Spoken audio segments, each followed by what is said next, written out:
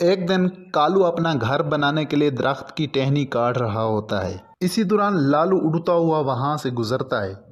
लालू देखता है कि कालू टहनी काट रहा है और उल्टी सिमत में बैठकर काट रहा है, क्योंकि जब टहनी कटेगी तो कालू भी टहनी के साथ गिर जाएगा।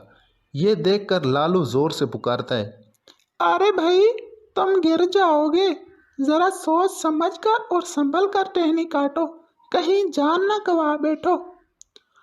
तुमने शक्ल देखी है अपनी, गंदे मुंह वाले। तुम खुदा हो जो मुझे बता रहे हो कि मैं गिर जाऊंगा।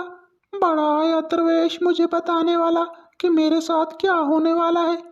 मेरी किस्मत में आज तुझ मनहूस की शक्ल लिखी थी सुबह सुबह। अच्छा मियाँ, तुम्हारी मर्जी, जो चाहो करो। मैंने तो सिर्फ सलाह दी थी, मगर मुझे नहीं पता था कि मुझे इतनी खरी खोटी सुननी पड़ेगी। जाओ मियाँ जाओ, तुम्हारा भला हो। ये कहकर लालू आगे की तरफ उड़ जाता है। कालू फिर से टहनी काटना शुरू कर देता है। आखिर कुछ देर बाद जब टहनी कटती है तो उल्टी सिमत में बैठा कालू भी टहनी के साथ गिर जाता है और आरी उसे लग जाती है, जिसकी वजह से वो जख्मी हो जाता है।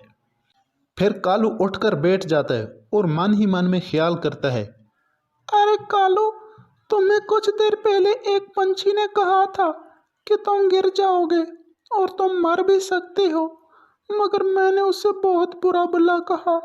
हो ना हो वो पंछी कोई आम पंछी नहीं, मुझे लगता है कि वो पहुंची हुई हस्ती है। हो ना हो मुझे उससे मिलना चाहिए और मेरे पापों की माफ़ी मांगनी चाहिए। ये सोचकर कालू उड़कर उस पंछी की तलाश में निकल जाता है। आखिर कुछ देर के बाद वो देखता है कि वही पंछी एक झील के किनारे बैठा हुआ है। कालू जाते ही गिड़गिड़ाने लगता है, बाबा जी, बाबा जी, मुझे माफ कर दो।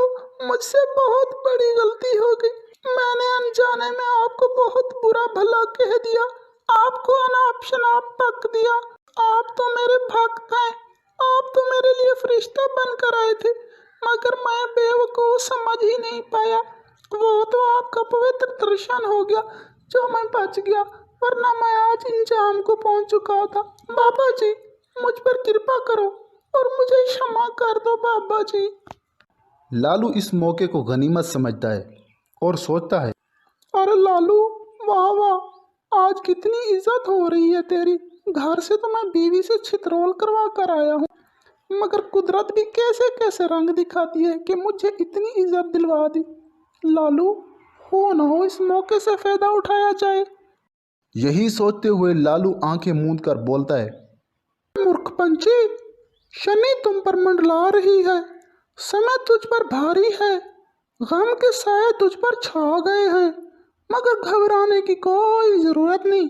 अब तुम बाबा के दरबार में आ गए हो, अब आपकी काया कलप हो जाएगी। ए मूर्ख पंछी, यह सामने वाली झील मेरी है, जाओ इसमें से 2 घूंट पी लो।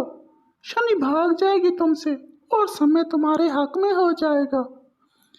फिर कालू झील से 2 घूंट पानी के पी लेता है और खुद को ऐसे महसूस करता है जैसे दुनिया और जहान की सारी खुशियां उसने समेट ली हों। फिर वो लालू को प्रणाम करते हुए चला जाता है।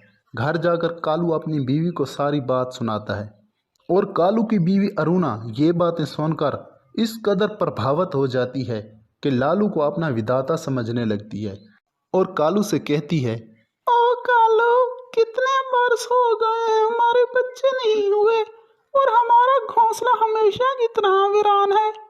क्यों ना बाबा जी के चरण छुए जाएं, शायद हमारे भी बाल बच्चे पैदा हो जाएं। ये बात कालू के मन को भी ललचा देती है। फिर वो अपनी जिंदगी की तमाम जमा पूंजी इकट्ठी करते हैं कि बाबा जी को भेंट चढ़ाएंगे और उड़कर लालू के ठिकाने की तरफ चले जाते हैं। इधर लालू अपने इस ढोंग को मजीद ताकत देने के लिए अपने इर्द गिर्द का माहौल थोड़ा जादुई बना लेता है। जब कालू और अरुणा आते हैं तो लालू आंखें मूंद कर बैठ जाता है। अरुणा आते ही अपने अंधविश्वास की हद कर देती है और लालू के कदमों में बैठकर अपने दिल के हाल खोल खोल कर बयान करने लगती है और गिड़गिड़ा गिड़गिड़ा कर अपनी तन्हाई का हाल सुनाती है। लालू देखता है कि लोहा अभी नरम भी है और गर्म भी, लिहाजा अगर अभी चोट लगाई जाए तो बहुत फायदा होगा।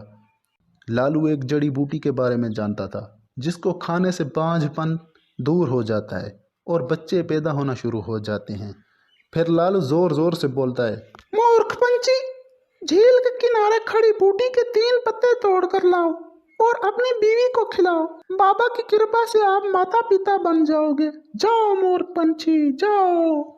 फिर कालू और अरुणा लालू को बहुत सारे जेवरात, सोना वगैरह देकर खुशी खुशी उड़कर चले जाते हैं। फिर कुछ दिनों बाद अरुणा घोंसले में अंडे देती है।